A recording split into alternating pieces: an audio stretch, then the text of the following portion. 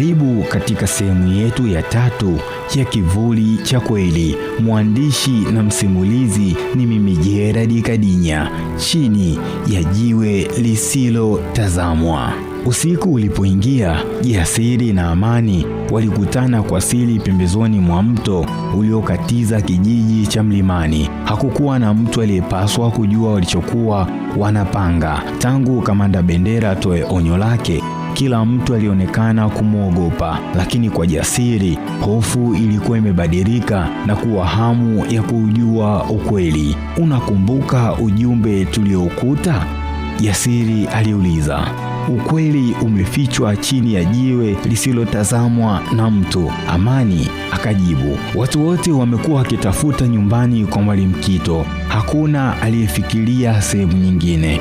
Walielekea kwenye uwanja wa zamani wa shule ambako Mwalimu Kito alikuwa akipenda kukaa akiwa na wanafunzi wake. Katikati ya uwanja kulikuwa na jiwe kubwa lililofunikwa na nyasi na magugu. Lilikuwa limekaa hapo kwa miaka mingi kiasi kwamba hakuna aliyewahi kulipa umuhimu.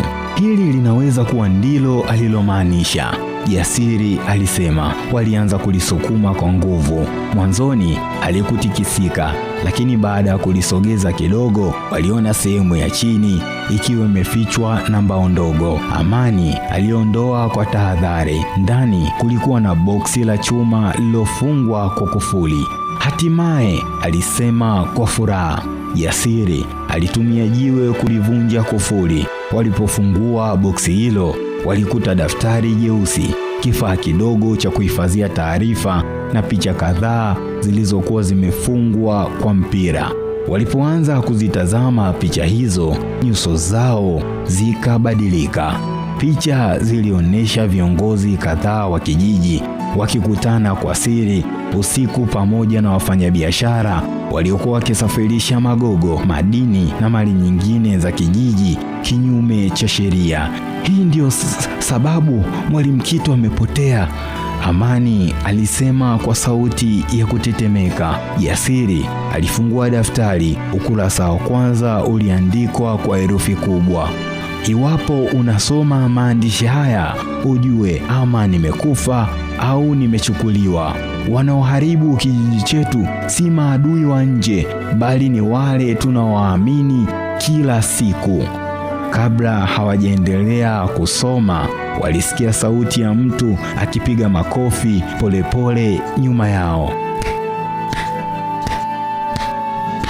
"Nilijua mtalipata." Waligeuka kwa mshangao. Alikuwa Mzee Kivuli. Safari hii hakutabasamu. "Mwalimu Kito aliniachia hayo kabla ya kutoweka. Alijua siku moja kungepatikana watu wenye ujasiri wa kuendelea alipokomea." Jasiri alimsogelea kwa hasira na kumuuliza, "Kwa nini hukutuambia tangu mwanzo?" "Kwa sababu ukweli usiofanyiwa kazi ni mzigo. Nilihitaji kujua kama mna ujasiri wa kuubeba." Ghafla taa za magari zilimulika eneo lote. "Simameni hapo!" Sauti hiyo ilikuwa imetoka kwa Kamanda Bendera. Dakika chache baadaye, magari mawili yenye askari wenye silaha yalizunguka uwanja. Jasiri, Amani na Mzee Kivuli walijikuta wamezingirwa kutoka pande zote. Kamanda Bendera alitoka taratibu ndani ya gari lake huku akitabasamu. "Niliwaambia msitafute ukweli. Sasa mmeona, na huu ndio utakuwa mwisho wenu." Askari waliinua bunduki zao. Jasiri alikaza mkono wake juu ya daftari la Mwalimu Kito, akijua kwamba kilichokuwa ndani yake kingeweza kubadilisha historia ya kijiji kizima, ikiwa tu wangefanikiwa kutoka hapo wakiwa hai. Je, watafanikiwa kuchomoka kwa Kamanda Bendera? Na vipi kuhusu Mwalimu Kito? Usikose sehemu ya 4. Langu jina ni Gerard Kadinya.